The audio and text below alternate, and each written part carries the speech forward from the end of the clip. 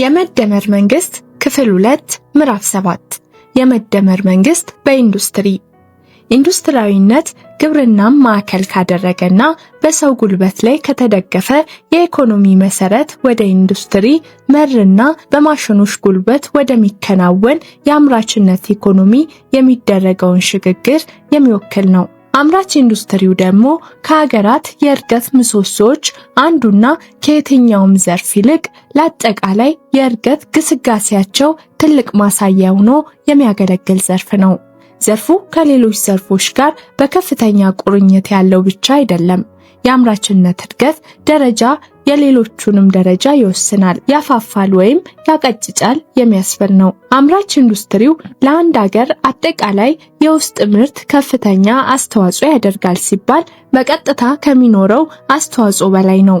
በሌሎች ዘርፎች ላይ በሚኖረው ተጽዕኖ የሚያበረክተውም አስተዋጽኦ ከፍተኛ ነው። የተሻለ ገቢ ያለው ማህበረሰብ ለመፍጠር ለሚደረገው ርብርብ ዋነኛው የትኩረት ዘርፍ የአምራችነት ዘርፍ ነው። አምራች ኢንዱስትሪውን ወደ ከፍታ የማምጣትና የማበልጸግ ጉዳይ ከኢኮኖሚና ከማህበራዊ ጥቅሙ ባለፈ ደህንነትንና ሉዓላዊነትን ከማስከበር አንጻርም ሚናው ከፍተኛ ነው። በሌሎች ሀገራት አምራች ኢንዱስትሪ ላይ ጥገኛ ሆኖ ራስን ሳይችሉ ሉዓላዊ ሀገር ነን ማለት ቀልድ ነው። በዚህ የዲጂታል ዘመን የአምራች ኢንዱስትሪው ዘርፍ ከፍተኛ ለውጥ ከሚያስተናግዱ ዘርፎች ዋነኛው ሆኗል። አገራችን ኢትዮጵያም ሆነች አፍሪካ በዚህ ዘርፍ ወደ ኋላ ቀርተዋል። እየመጣ ያለውን ዘመናዊ አምራችነት ኢንዱስትሪ ለመቀላቀልም በእጅጉ የሚያዳግት ደረጃ ላይ ይገኛሉ። ያደጉ ሀገራት የቀድሞ የዝግጁነታቸውንና የቴክኖሎጂ የበላይነታቸው ለውጡን በፊት አውራሪነት እንዲመሩት አስችሏቸዋል። በዚህ መሪነታቸው የተነሳም ለውጡ የበለጠ እድገትና ሀብት እንደሚያጎናጽፋቸው ይጠበቃል። አፍሪካ ግን አሁንም መወዳደሪያ አቅሞቼ የምትላቸው ላይ ለውጡ ወደፊት የሚያመጣውን ተጽዕኖ በውሌት የተረዳች አይመስልም። ዘርፉም ለዓመታት የሚጠበቅበትን ለውጥ ያሳካና በእንቅልፍ ላይ ያለ ይመስላል። በዓለም አቀፍ የአምራች ኢንዱስትሪው የሚቀርቡትን አዳዲስ እድሎች በአግባቡ ለመጠቀምና ተወዳዳሪ ሆኖ ለመውጣት አፍሪካ ስልቶቿን ነገን ቀድማ ተመልክታ ማሻሻል አለባት። የነገው አምራች ኢንዱስትሪ ዓለማችን ተላምዳዊ የኢንዱስትሪና የአምራችነት አካሄድን በተለየ መልኩ በማዘመን ላይ ናት። ዛሬ ኢንዱስትሪዎች ዘመናዊነትን የተላበሱ ውጤታማነታቸውም አስገራሚ ደረጃ የደረሰበት ዘመን ላይ እንገኛለን። ያለንበት አራተኛው የኢንዱስትሪ አብዮት ዘመን ዲጂታላይዜሽን፣ የበይነ መረብ ነገሮችና የሮቦት ቴክኖሎጂ ዋነኛ ተዋናይ የሆኑበት ዘመን ነው። የምርት ሂደት ከሰው ጣልቃ ገብነት በተወሰነ መልኩ የተላቀቀበት ዘመን ነው። የተለያዩ የዋና ምርትን አካሎች ከማምረት ጀምሮ ገጣጥሞ ጥራቱን አረጋግጦና አሽጎ እስከ ማስረከብ ድረስ በየሂደቱ ማሽኖች ከሰዎች በላይ እየተሳተፉ ይገኛሉ። ተንቀሳቃሽ አነፍናፊ የበይነ መረብ መሳሪያዎች በተሰናሰለ መልኩ በየቦታው እየተገጣጠሙ ነው። እነርሱም የምርት ሂደቱን ፍሰትና ውጤታማነት ይከታተላሉ፣ ያረጋግጣሉ። ከማምረቻ ግቢው እስከ ምርት ክፍሎች አልፎም እስከ ማሽኖች የውስጥ ክፍል ድረስ ይዘልቃሉ። ዘልቀውም የማያቋርጥ መረጃ በማምረት የሂደቱን ውጤታማነት ሆነ የማሽኖችን ጤና ከመጠበቅ አንጻር ትክክለኛ ውሳኔና እርምጃ እንዲወስዱ ግባት ይሰጣሉ። ሰው ሰራሽ አስተውሎት ከምርት ሂደት ስርዓት ጋር ተጣምሯል። ከአነፍናፊዎቹና ከተለያዩ አውዶች የሚመነጩ ሌሎች መረጃዎችን በማስላት የፍላጎት ትንበያን፣ የአቅርቦት ሰንሰለት አስተዳደርን፣ የጥራት ቁጥጥርን፣ የምርት ቅንጅታዊ እቅድንና ሌሎች ብዙ ጉዳዮችን በጥራት ይከውናሉ።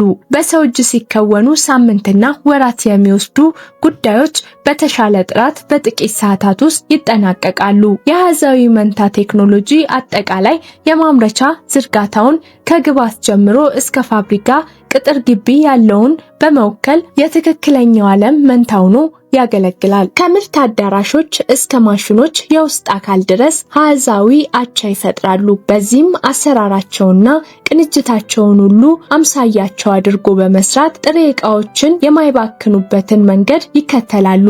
አስቀድሞ ጥሬ ዕቃዎችን ሳያባክኑ በኮምፒውተር በመሞከርና ሙከራዎች ከተሳኩ ብቻ ወደ ምርት በማስገባት ብክነትን በከፍተኛ ደረጃ የሚቀንስ ቴክኖሎጂ ሆኖ ተተግብሯል። ከዚህ ባለፈ ከአካላዊ የሳይበር ስርዓቶች ጋር በመቀናጀት ለክትትል፣ ለማስተካከያና ለማሻሻያ እርምጃዎች እየተተገበረ ነው። በዚህ ለሰው ልጅ እጅግ አስቸጋሪና ጉዳት ሊያስከትሉ የሚችሉ ጉዳዮችን በአስገራሚ ብቃት እየተወጣ ይገኛል። በሌላ በኩል ደግሞ በብዛትና በአንድ አይነት ያመርቱ ከነበሩ ግዙፍ ማሽኖች አሰራር በመውጣት ባለ 3 አውታር ህትመት የተለያዩ ግብዓቶችን በመጠቀም የተለያዩ ነገሮችን ለማምረት ጥቅም ላይ እየዋለ ነው። ምርቶች በቀላሉ እንደ ስዕል ይታተማሉ። እንደየሁኔታውም ለእያንዳንዱ አስፈላጊ ማስተካከያዎች ለማድረግ ይቻላል። ከዚያም እንደ ደንበኛው ፍላጎት የተቃኙ ሆነው ይወጣሉ። በኤሮስፔስ በመኪናና እንዲሁም በጤናው ዘርፍ በብዙ እየተገበረ የሚገኘው ይህ ባለ 3 አውታር ህትመት ቅርጽ ማውጫውን መሰረት ያደረገ ተላምዳዊ አሰራር ከስር መሰረቱ ይቀየራል ተብሎ ይጠበቃል። በዚህ ዘመን የፋብሪካዎችና የማምረት ሂደትን ቀጣይነት ከማረጋገጥ አኳያ ታዳሽ ኃይል መጠቀም ብክነትን መቀነስና አስተማማኝ የግብዓት ምንጭን መያዝ ላይ ከፍተኛ ትኩረት ተሰጥቶ ይሰራል።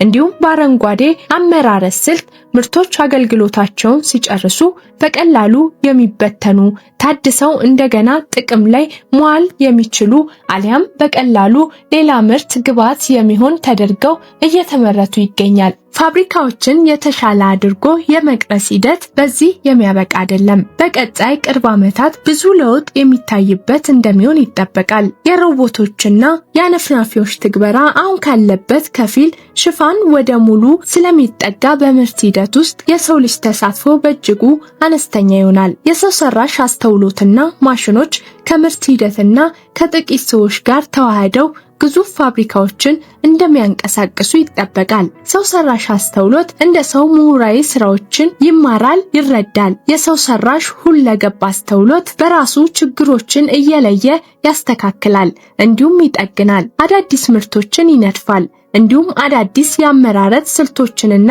የንግድ አካሄዶችን የሚፈጥር አካል ሆኖ በከፍተኛ ደረጃ ተሳታፊ እንደሚሆን ይገመታል። በዚህ ምርትም በብዛትና በአንድ አይነት ከማምረት ይልቅ ደንበኞች በሚያቀርቡት ፍላጎትና ንድፍ መሰረት የተቃኘና ግለሰባዊ እንዲሁም በተፈለጉ ጊዜ ብቻ የሚመረቱ ይሆናሉ። በዚህም ውጤታማነት በእጅጉ እንደሚጨምር፣ ብክነት እንደሚቀንስና የደንበኛ እርካታ እንደሚልቅ ይጠበቃል። ከዚህ በተጨማሪ የግብዓት አይነቶች እየተለወጡ መጥተዋል። ከተለመደው የጥሬ ዕቃ የግብዓት ፍላጎት ወጥቶ ቅንጣት ቁሶች፣ ስሉጥ ቁሶች እንዲሁም በአፈር ውስጥ የሚሰበሰቡ ፕላስቲኮች ጥቅም ላይ መዋል ጀምረዋል። በውህደታዊ ኢኮኖሚ አማካኝነት ምርቶች ሙሉ በሙሉ እንደገና ጥቅም ላይ እንዲውሉ የሚጠገኑ ወይም ለሌላ ግብዓት እንዲሆኑ ተደርገው እየተነደፉ ነው።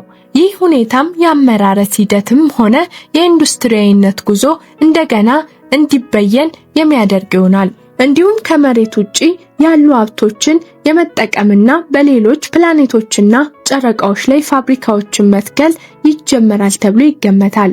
አካሄዱም ኢንዱስትሪ አሁን ከምናውቀው ሙሉ በሙሉ የተለየ መልክና ተግበራ እንዲኖረው ያደርግ ይሆናል። ይህንን መሰረት አድርገው አሁን ያሉ ተዋናያን ሚናቸውን እንደገና የሚፈትሹበትና የሚከልሱበት ዘመን ሩቅ አይደለም። በኢንዱስትሪ የበለጸጉ ሀገራት ቀጣይ አመራረትን የመበየን ስልጣን በእጃቸው ነው ተብሎ ይታመናል። ከጥቅማቸው አንጻር የሚያዋጣቸውን አካሄዶች እያስቀመጡና መንገዱን እያስተካከሉ ይገኛሉ። በዚህም የወደፊቱ አመራረት ሂደት ከቴክኖሎጂ ጋር በእጅጉ የተቆራኘ፣ ከሰው ጋር በእጅጉ የተፋታ፣ የሀብት አጠቃቀም ውህደታዊ ኢኮኖሚን መሰረት ያደረገ ሆኖ ቀርቧል። እስከዚህ ዘመን ድረስ አፍሪካ በኢንዱስትሪ ውስጥ ያላት የመወዳደሪያ አቅሞች የታወቁ ናቸው። ርካሽ የሰው ጉልበት፣ የተትረፈረፈ ጥሬ ዕቃ፣ በማደግ ላይ ያለ ገበያ፣ ያልተነካ ታዳሽ ኃይል እንዲሁም በተወሰነ መልኩም ቢሆን መልክዓ ምድራዊ አቀማመጧ በተለይ ለሩቅ ምስራቅና ለአውሮፓ የባህር መገናኛ መሆኗ ነበሩ።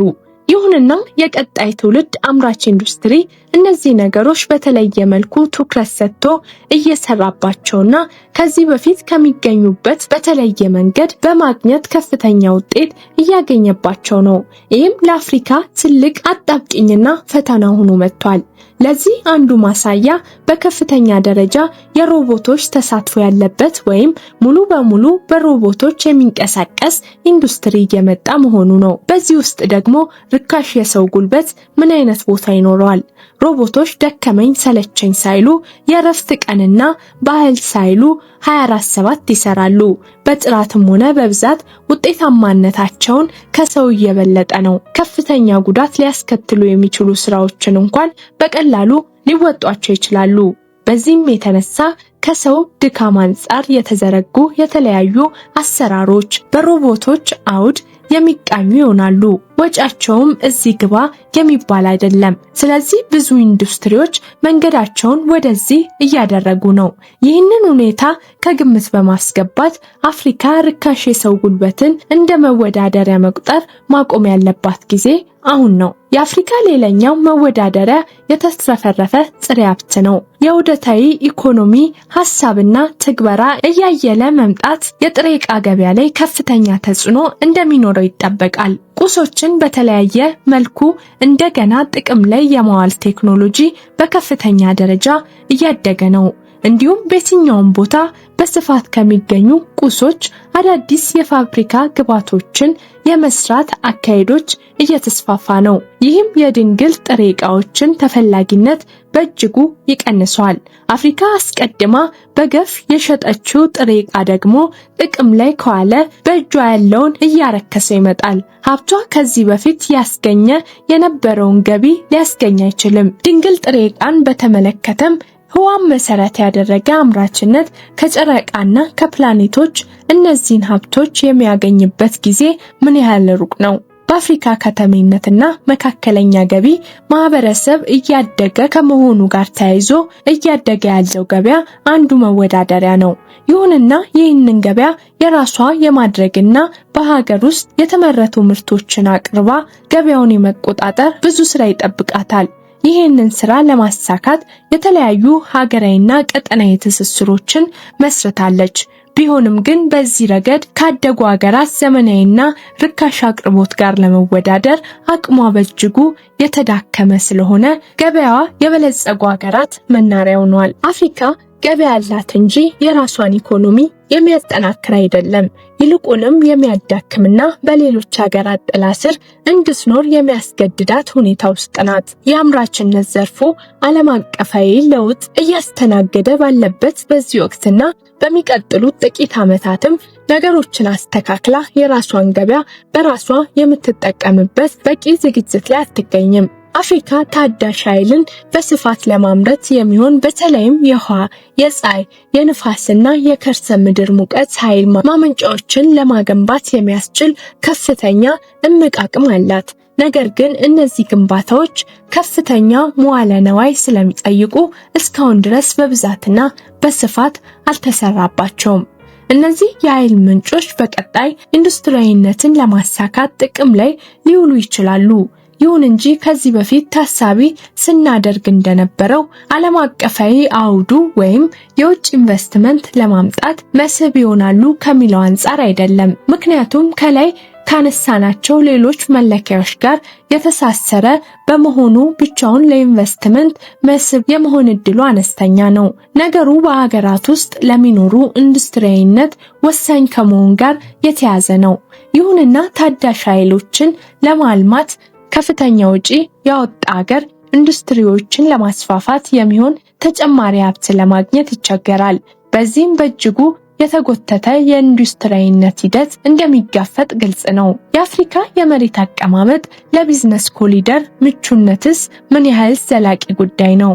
አውሮፓን ከኤዥያ በባህር የሚያገናኘው የሱዌዝ ካናልና አጠቃላይ የቀይ ባህር ወሽመጥ በዚህ ዘመን በእጅጉ ወሳኝና የብዙ ሀገራትን ቀልብ የሳበ ጉዳይ ነው። ይሁንና የወደፊቱ አመራረት ሂደት ባለ 3 አውታር ህትመት የታጀበ ቀጠናዊ አነስተኛ ኢንዱስትሪዎችን የሚያቅፍ እንደሚሆን ይጠበቃል። ይህ ማለት ደግሞ ቻይና ለአውሮፓ የምታቀርባቸው ምርቶች በአውሮፓ ሀገራት ላይ ብቻ አነስተኛና ዘመናዊ ኢንዱስትሪዎችን በመገንባት የምትፈጽመው ይሆናል። አውሮፓም እንዲሁ። በዚህም የኮሪደሩ ብዙ ተጓዦችን የማስተናገድ አሁን ያለው ባተሌነትና ተፈላጊነት በእጅጉ ይቀንሳል። በአጠቃላይ ስናየው ሀገራችን ኢትዮጵያም ሆነ መላው አፍሪካ ከዚህ በፊት ለኢንዱስትሪያዊነት እንደ መወዳደሪያ ስናያቸው የነበሩ ቁም ነገሮች በቅርብ ጊዜ ውስጥ ተፈላጊነታቸው በከፍተኛ ሁኔታ ይቀንሳል። እነዚህን እንደወረዱ ይዞ የኢንዱስትሪያዊነትን ጉዞ ማከናወን የሚያዛልቅ ነው። የበለጸጉት ሀገራት አውድ ዛሬ ድንገት መጥቶ ሀገራችንን ያሳጣናል ማለት አይደለም።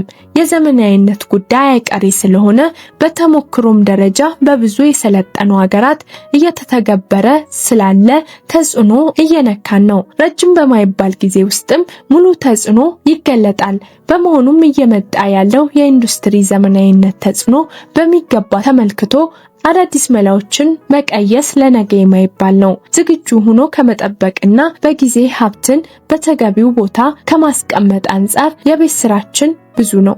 ነገን መገንባት ለኢንዱስትሪያዊነት ዝግጁነት። ቀደም ብለው በተቀመጡ ምዕራፎች እንዳየነው የኢንዱስትሪ ልማት ጥረቶች በኢትዮጵያ በተለያዩ ጊዜያት ተደርገዋል።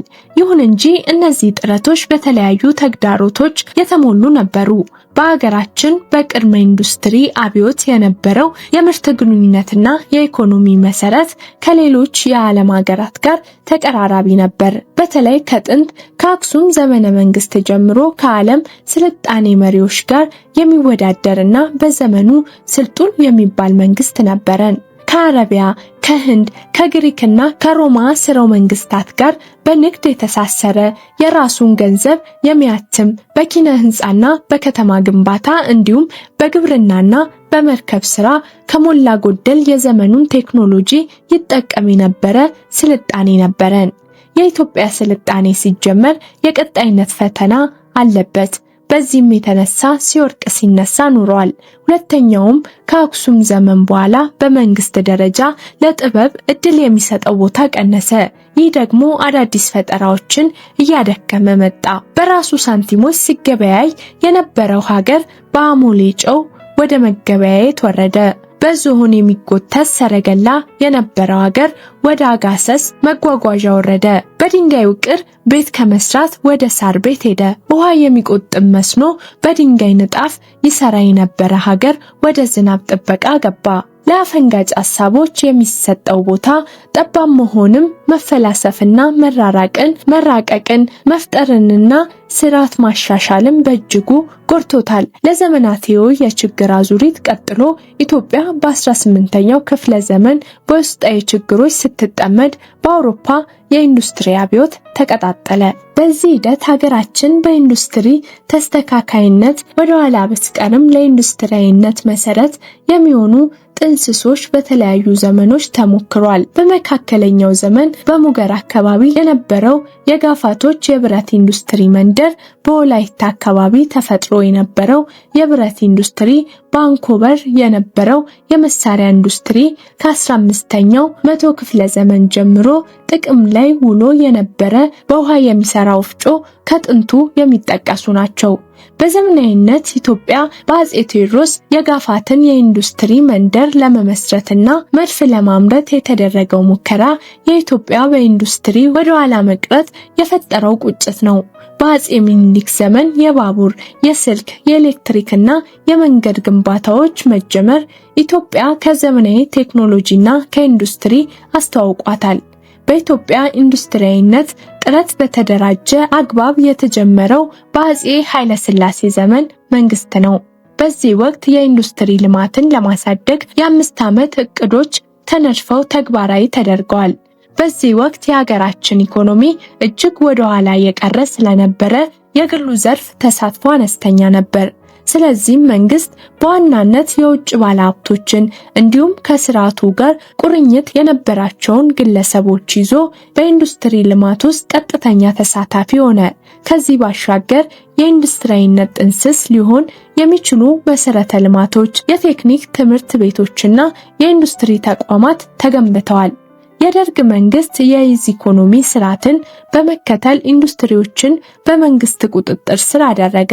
በከባድ ኢንዱስትሪ ልማት ላይ ትኩረት ቢያደርግም ምርታማነታቸው ግን ዝቅተኛ ነበር።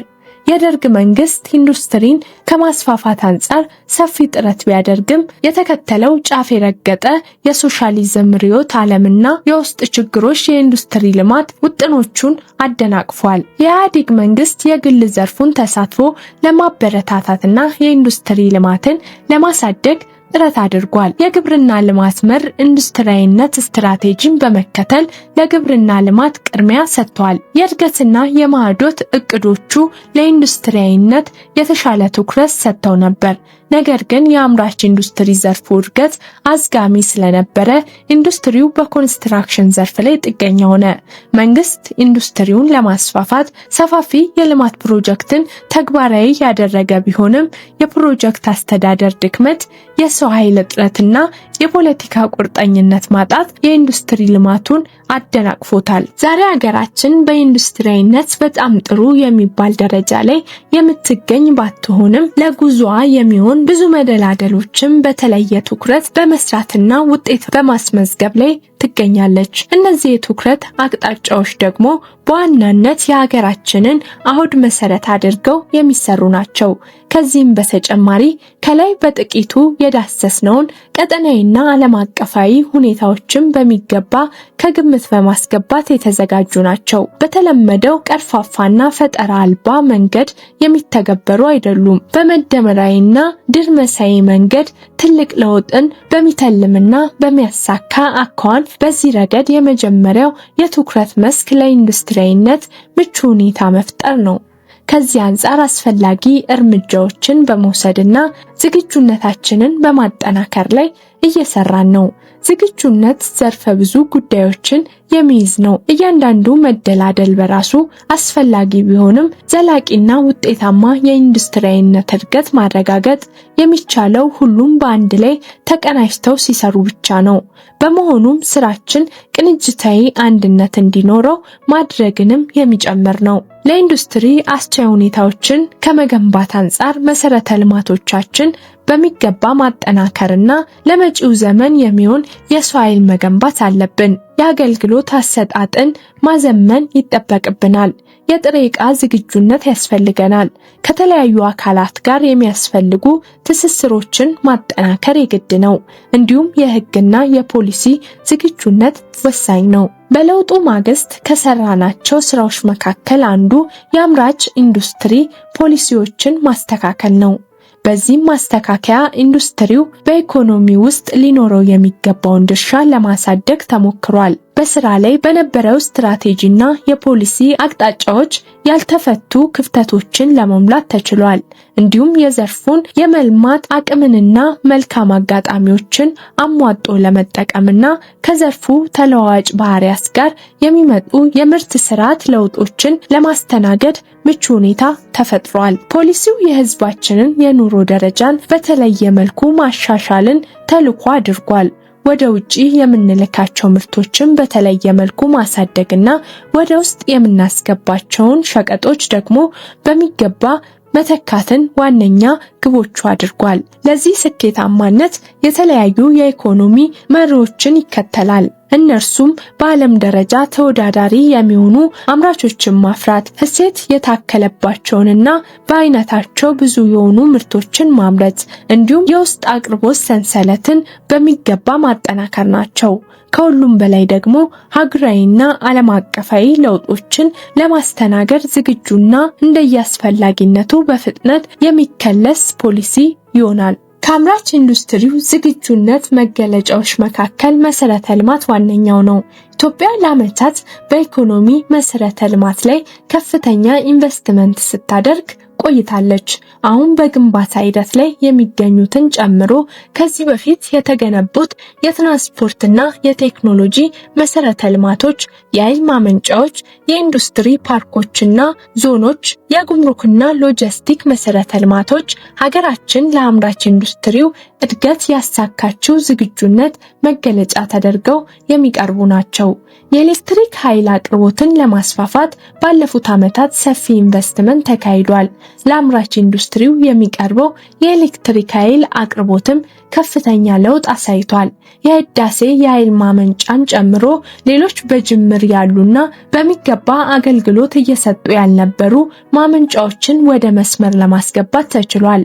በዚህም ሀገራችን ለአምራች ኢንዱስትሪው የሚያስፈልጋትን የኃይል አቅርቦት በሚገባ መሸፈን ችለናል። ካለን እምቅ አቅም አንጻር ሌሎች ብዙ የኃይል ማመንጫ ፕሮጀክቶችን የምንቀርጽና የምንተገብር ቢሆንም የኃይል አቅርቦት ግን ጎዶሎ ሆኖ አምራችነትን ከሚጎትቱ ጉዳዮች መካከል መሆኑ አብቅቷል። በሌላ በኩል ግን የኃይል አቅርቦትን አስተማማኝ ከማድረግና የኃይል መቆራረጥን ከመቅረፍ አኳያ ቀላል የማይባል የማሻሻያ ስራ ይጠበቅብናል። ሌላው በስፋት የተሰራበት ዘርፍ የመጓጓዣ ዘርፍ ነው። በተለይም ከመንገድ አንጻር ብዙ አዳዲስ መንገዶችን መገንባትና የጥገና ስራዎችን ማከናወን ተችሏል። ከተሞቻችንን የሚያገናኙ ዋና ዋና መንገዶችና ለነዚህም ገባር የሚሆኑ መካከለኛ ከተሞችን የሚያገናኙ መንገዶች እየተገነቡ ናቸው። ከዚያም ሲያልፍ ገበሬው ከመንገድ ብዙ ሳይርቅ ምርቱን በቀላሉ ወደ ገበያ የሚወስድባቸው መንገዶች በመገንባት ላይ ነን።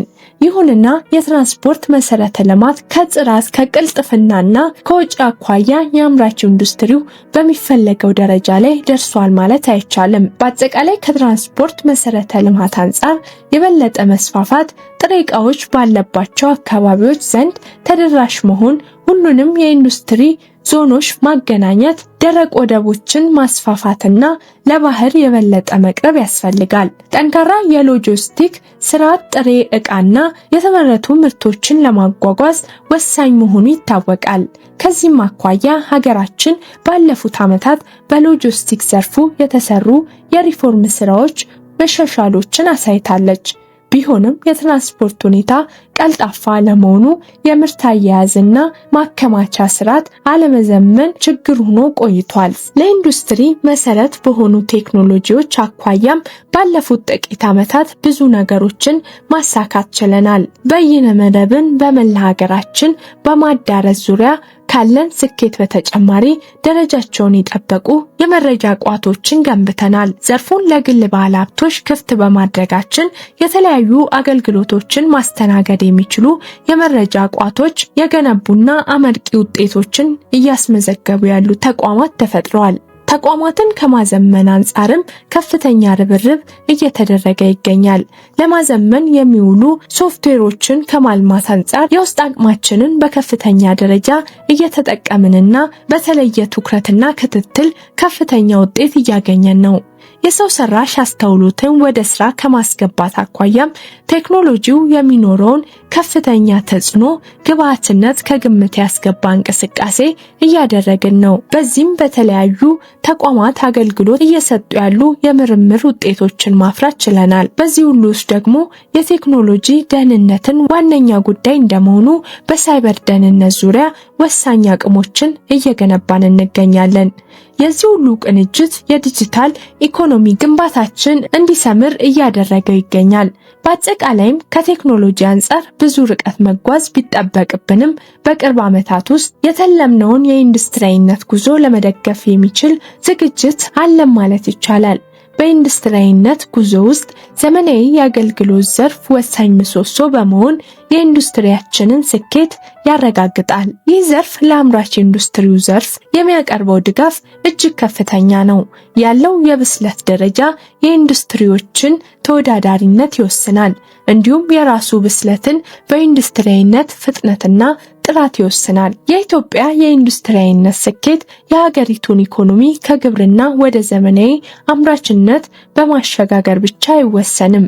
ከዚህም አልፎ ወደ ውስብስብና እጅግ ዘመናዊ ወደ ሆነ የአገልግሎት ዘርፍ ሽግግር በማድረግም ጭምር ሊረጋገጥ ይገባል። በአሁን ጊዜ ዝቅተኛ የእሴት ጭማሪ በሚያመጡ ተግባራት ላይ ያተኮረ የአገልግሎት ዘርፍ ከፍተኛ የእሴት ጭማሪ ወዳለው የቴክኖሎጂ ምጥቀትና ውስብስብነት ማሸጋገር ወሳኝ ነው። ከዚህ አንጻር የአገልግሎት ዘርፉን ውጤታማ ለማድረግ የተለያዩ እርምጃዎች ወስደናል። ከብድር አቅርቦት አቅርቦት አንጻር የግል ዘርፉ በከፍተኛ ደረጃ ተደራሽ እንዲሆን አድርገናል። በሌላ በኩል ደግሞ አገልግሎት ሰጪ ተቋማት በመስመር ላይ የሚሰጧቸውን አገልግሎት በከፍተኛ ደረጃ ጨምረናል። በዚህ መሰረተ ልማትም የአምራች ኢንዱስትሪው ተዋናያን ካሉበት ሆነው ብዙ አገልግሎቶችን ለማግኘት ችሏል። ከዚህም በተጨማሪ በመሶብ የአንድ ቦታ አገልግሎት ማዕከል ተገልጋዮች በየተቋማቱ ቢሮ መሄድ ሳያስፈልጋቸው ብዙ አገልግሎቶችን በአንድ ላይ እንዲያገኙ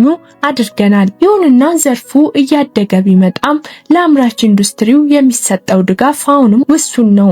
የአገልግሎት ዘርፉ ብስለት ዝቅተኛ በመሆኑ ለአምራች ኢንዱስትሪው ዘርፍ ወሳኝ የሆኑ የፋይናንስ፣ የሎጂስቲክ፣ የኢንፎርሜሽን እና ኮሙኒኬሽን ቴክኖሎጂ፣ የምክር እንዲሁም የጥናትና ምርምር አገልግሎቶች የኢንዱስትሪ ልማትን በሚደግፍ አግባብ ከማቅረብ አንጻር ሰፊ ውስንነት ይታይበታል። ይህ ዘርፍ ተወዳዳሪነትን ለማረጋገጥ በከፍተኛ ሁኔታ መሻሻል አለበት። በየጊዜው እየተሻሻለ የሚሄድና በጥናትና ምርምር ላይ የተመሰረተ ቴክኖሎጂ ለጠንካራና ዘላቂ ኢንዱስትሪያዊነት መሰረት ነው። ዘመናዊ ተወዳዳሪና አሻጋሪ አምራች ኢንዱስትሪ ልማት በዋናነት ካፒታልና በየጊዜው እያደገ የሚሄድ ቴክኖሎጂን መሰረት ያደርጋል። ያለ ብቁና በቴክኖሎጂ የሰለጠነ የሰው ኃይል ሁለቱ ግባቶች የሚፈለገውን ውጤት ሊያመጡ አይችሉም። ለዚህ ደግሞ ማጠንጠኛው ስልጡን የሰው ኃይል ዝግጁነት ነው። የአምራች ኢንዱስትሪ ልማት ከሁሉም በላይ በፋብሪካ ምህንድስናና በዲጂታል ቴክኖሎጂ የበቃ የሰው ኃይል ዝግጁነትን ይጠይቃል። ለዘርፉ የሚደረጉ ስልጠናዎች ከተግባር ጋር የተያዙ መሆን አለባቸው። እነርሱም ቴክኖሎጂን የማሸጋገር፣ የማለማመድና የመፍጠር፣ የመተርጎምና የመተግበር ክህሎት ያለው የሰው ኃይል በማብቃት ላይ ማተኮር ይገባቸዋል። ቴክኖሎጂ በአምራች ኢንዱስትሪው የነበረውን ምርት ለመተካት ይረዳል። አዲስ ምርት ለማምረት ወይም የነበረውን ለማዘመን ይችላል። በአዲስ የማምረት ሂደት ከፍተኛ ምርታማነት እንዲመዘገብ ያደርጋል። ተለጣጭነትንና የማምረት አቅምንም በመገንባት የማምረት ወጪን ይቀንሳል። ጥራትና ጊዜን በመቀየር በየጊዜው እያደገ የሚሄድ የእሴት ጭማሪ ለማስገኘትና የተወዳዳሪነትን አቅም ለማጎልበት ያግዛል። በኢትዮጵያ ባለፉት ዓመታት በሳይንስና ቴክኖሎጂ የትምህርት ዘርፎች እንዲሁም በቴክኒክና ሙያ ተቋማት በተደረጉ ኢንቨስትመንቶች በርካታ የሰለጠነ የሰው ኃይል መፈጠሩ ይታወቃል። ይህም በሰው ኃይል በኩል ለአምራች ኢንዱስትሪው ያላትን ዝግጁነት የሚያሳይ ነው። ይሁንና የዛሬና የነገ የኢንዱስትሪ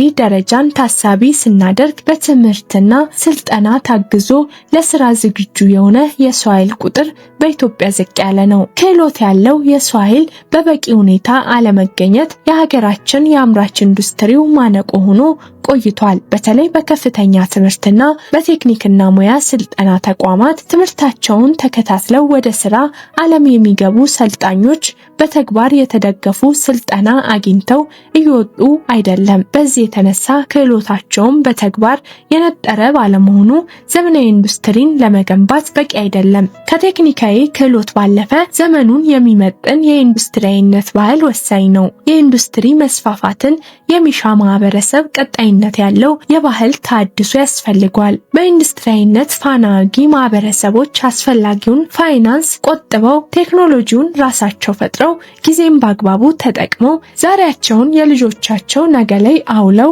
ለዓለም ኢንዱስትሪ እምርታ መሰረት ጥለዋል። ለተሳካ የኢንዱስትሪ ልማት ፈጠራን፣ ትምህርትንና አዳዲስ አሰራሮችን የሚቀበልና ውጤታማ ትግበራን የሚያበረታታ ባህል አስፈላጊ ነው። እንደ ጃፓን የሜጂ ተሐድሶና እንደ ደቡብ ኮሪያ ፈጣን የኢንዱስትሪ እድገት ያሉ ታሪካዊ ምሳሌዎች አንድ ማህበረሰብ ለትምህርት፣ ለቴክኖሎጂና ለኢንተርፕሪነርሺፕ በጋራ ያለው ማህበራዊ ባህልና ቁርጠኝነት ለኢንዱስትሪ ልማት ያለውን ፋይዳ በግልጽ የሚያመላክቱ ተሞክሮች ናቸው። ኢትዮጵያ የረጅም ጊዜ ታሪኳን እንደ መነሻ ተጠቅማ በአምራች ኢንዱስትሪ ዘርፉ አሻጋሪ ለውጥ አላመጣችም። ነገር ግን በጎጆ ኢንዱስትሪዎች ውስጥ የሚመደብ የእጅ ጥበብ ክህሎቶች ሰፊ ልምድ ያላት ሀገር ናት። በኢትዮጵያ በተለያዩ ማህበረሰቦች ዘንድ እንደ ሽመና፣ የሸክላ ስራ፣ የብረትና የቆዳ ስራዎች፣ የድንጋይ ስራዎች፣ የጌጣጌጥ ስራዎች ወዘተ ሀገራዊ ዕውቀቶች አሉ። ልዩ ልዩ ማህበረሰቦች በእነዚህ ሀገር በቀል ዕውቀቶች ላይ በኢመደበኛ ሁኔታ ተሰማርተው ዋነኛ የኢኮኖሚ መሰረታቸው አድርገው ይኖራሉ። በእጅ ጥበብ ላይ ያለው ይህ ልምድ የኢንዱስትሪ ልማት ከሚፈልገው ባህል ጋር የሚጣጣም ነው። ከዘመናዊ የአምራችነት ኢንዱስትሪ ዘርፍ ጋርም ተሳስሮ የኢንዱስትሪ ልማትን ለማረጋገጥ በሚያስችል መልኩ መተግበር የሚቻል ነው። በአንጻሩ በኢትዮጵያ አሁንም ቢሆን ኢንዱስትሪያዊነትን የሚፈትኑ ሰፋፊ አሉታዊ ባህላዊ ተጽዕኖዎች አሉ።